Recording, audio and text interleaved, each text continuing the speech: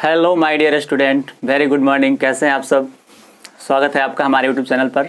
मैं अमित कुमार और आज मैं आपके लिए लेकर आया हूं बिलियन चैप्टर यानी कि सॉल्यूशन चैप्टर का ये लेक्चर नंबर 6ठा वीडियो है।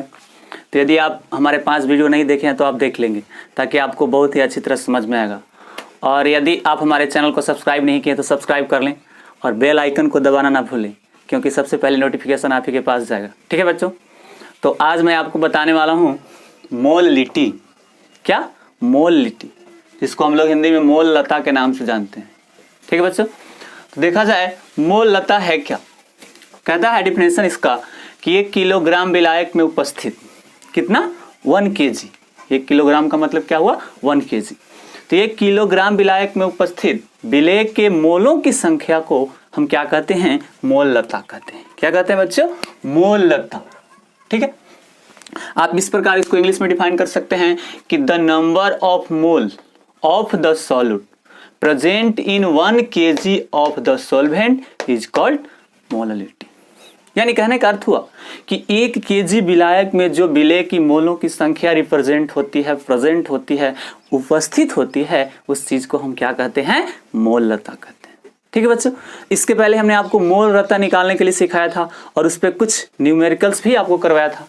ठीक है, तो आपसे मेरा रिक्वेस्ट है कि आप ध्यान से समझेंगे, इसको आप समझने का प्रयास करेंगे। तो देखिए बच्चों, होता क्या है, करा कि 1 किलोग्राम विलायक में उपस्थित विलेय के मोलों की संख्या को ही हम क्या कहते हैं? मोल लता कहते हैं। तो ये किलोग्राम की बात कर रहे हैं। तो सबसे पहले इसको जान लेते हैं कि डिनोट किससे करते हैं। तो ध्यान देंगे आप, डिनोटेड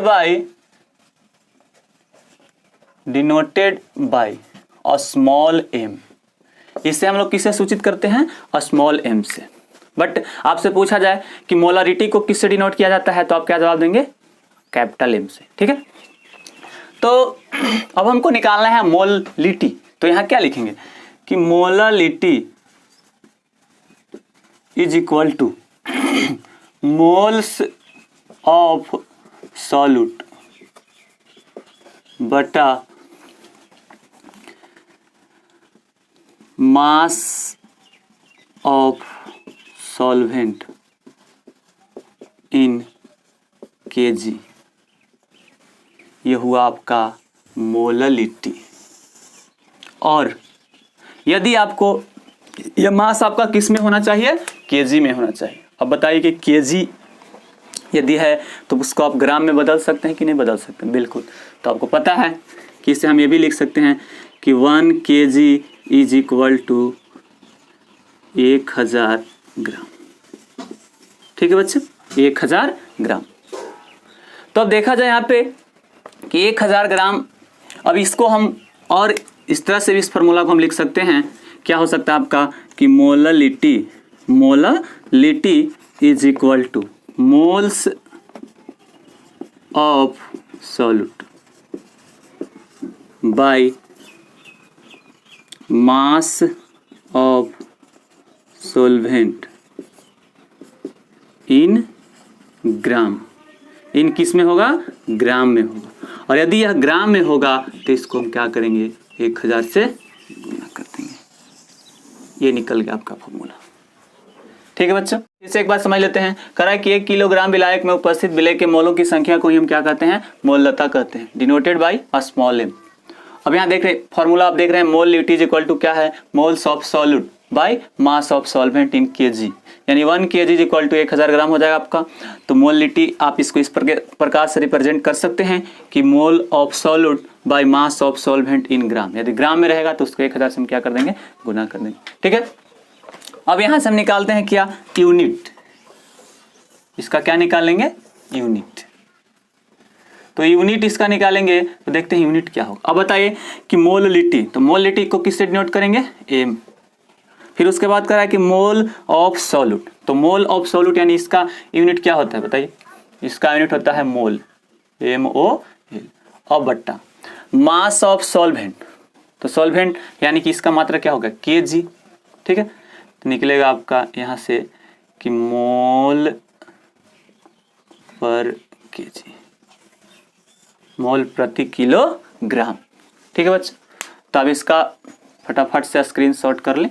करने के लिए हम क्या कर सकते हैं, यहाँ दे दिया जाए यदि Na मोल, ठीक है, Na मोल W ग्राम विलायक में घुला हो, ठीक है। Na मोल आपका पदार्थ है कोई, और वो क्या है आपका कि W ग्राम विलायक में क्या है, घुला हुआ है। तो यहाँ पे हम अब देखते हैं कि आपका जो वेट दिया हुआ है विलायक का वो किस में है, ग्राम में है। तो ग्राम में है तो उसके लिए हम क्या करेंगे, मोलिटी बराबर हो जाएगा आपका क्या, molality is equal to moles of solute. तो मोल्स ऑफ सॉल्यूट आपका क्या है Na, और बटा मास ऑफ सॉल्वेंट। तो मास ऑफ सॉल्वेंट क्या है आपका W ग्राम है, तो ग्राम में होगा तो इसके लिए हम क्या करेंगे, 1000 से गुना कर देंगे, ठीक है बच्चों। इस प्रकार से आप किसको निकाल सकते हैं, मोल लता को ज्ञात कर सकते हैं। तो मोल लता ज्ञात करने का आपका यही तरीका है, इस प्रकार से हम लोग मोल लता को ज्ञात कर लेंगे। अब यहाँ बात करता है Na का। Na कहाँ से आया सर, तो Na भी आप निकाल सकते हैं। Na के लिए आपका कह रहा है कि विलेय की मोलों की संख्या, तो विलेय की मोलों की संख्या की निकालना होगा। तो इसके लिए हम पढ़ चुके हैं कि weight of sample, weight of sample और बटा मॉलिक्यूलर वेट, आणविक द्रव्यमान या आणविक भार हो जाएगा, ठीक है। तो ये तो आपका Na का निकालने का तरीका है। अब यहाँ से वेट ऑफ सैंपल की बात करते हैं, तो वेट ऑफ सैंपल तो आपका दिए हुए रहता है, और प्लस उसका हम क्या करेंगे, अनुभार को लिख देंगे, और लिख करके उससे हम क्या कर लेंगे, ज्ञात कर लेंगे, ठीक है। तो आपको किसी प्रकार की दिक्कत नहीं होनी चाहिए, आप फटाफट से इसका स्क्रीनशॉट करें। देखिए बच्चों, अब हम लोग इस पे कुछ न्यूमेरिकल्स करके देखते हैं, ठीक है। इस पे आधारित जो भी न्यूमेरिकल्स होते हैं उससे मैं आपको बताता हूँ और आप समझने का प्रयास करेंगे, ठीक है। देखिए बच्चों, हम लोग अब न्यूमेरिकल को सॉल्व करते हैं, ठीक है।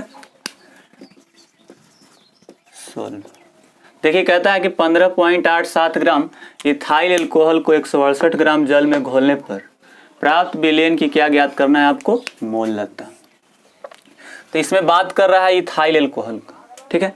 तो सबसे पहले हम इथाइल एल्कोहल की क्या ज्ञात करेंगे, आणविक द्रव्यमान ज्ञात करेंगे, ठीक है। तो इथाइल एल्कोहल का फॉर्मूला क्या होता है, इथाइल एल्कोहल यानी C2H5OH का इसका का अनुभार कितना आ जाएगा आपका, निकालेंगे तो 12 गुने 2 प्लस 1 गुने 5 plus 16 plus 1, 24 plus 5 plus 16 17, total आपका आ जाएगा 46 ग्राम, ठीक है। अब यहाँ से हमारा निकल गया क्या, विलेय का अनुभार। अब हमें निकालना क्या होता है, इसके लिए फॉर्मूला आप देखेंगे। अब देखते हैं इथाइल एल्कोहल की मात्रा कितना है, ठीक है। तो इथाइल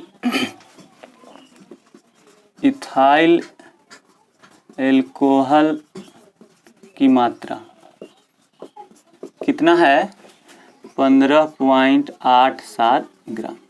तो सबसे पहले हमको निकालना क्या होगा, मोल संख्या, ठीक है। तो हम लिखेंगे कि NC2H5OH, ठीक है, या डायरेक्ट लिखी ना, विलेय मोल्स ऑफ सॉल्यूट। तो मोल्स ऑफ सॉल्यूट आपका क्या हो जाएगा, weight of sample bye molecular weight. तो वेट ऑफ सैंपल कितना है, 15.87 ग्राम, और बटा उसके बाद आपका कह रहा है कि मॉलिक्यूलर मास, तो कितना है आपका 46।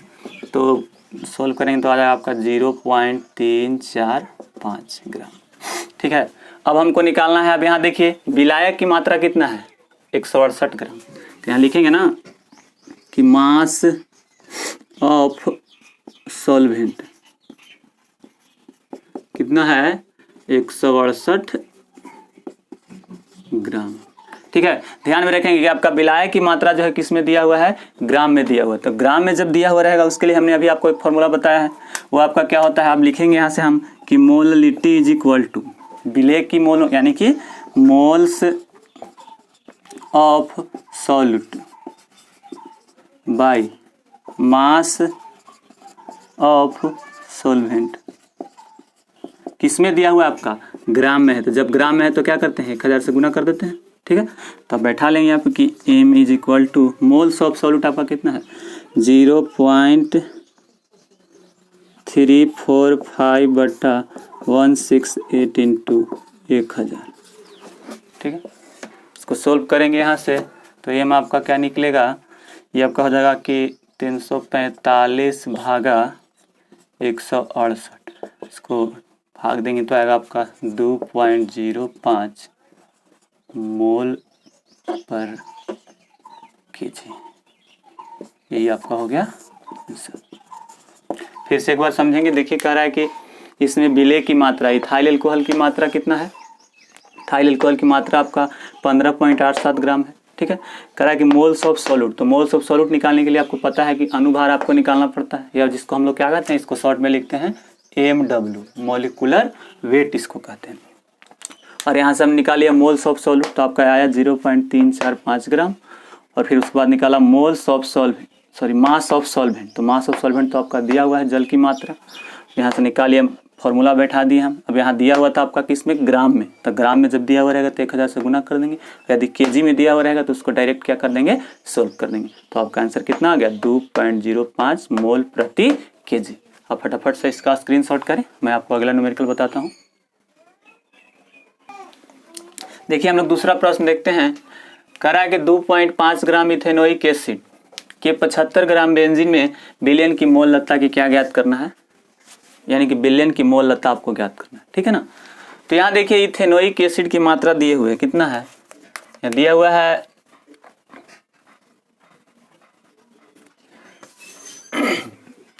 CH3COOH की मात्रा, इसका मात्रा कितना है बच्चों 2.5 ग्राम है। ठीक है,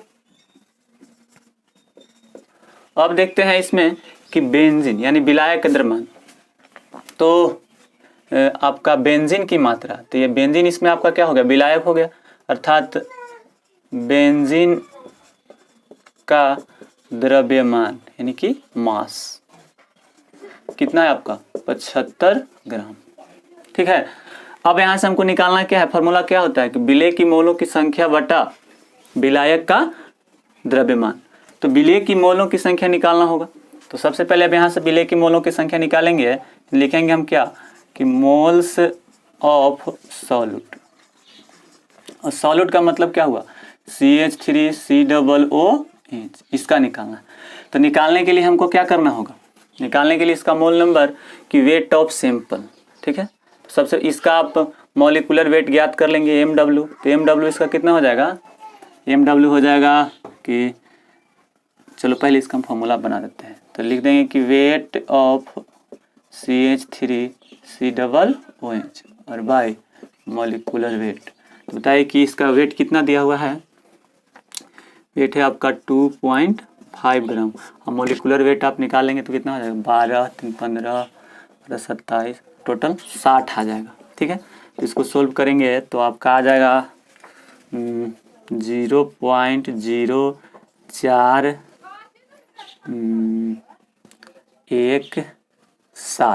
मोल।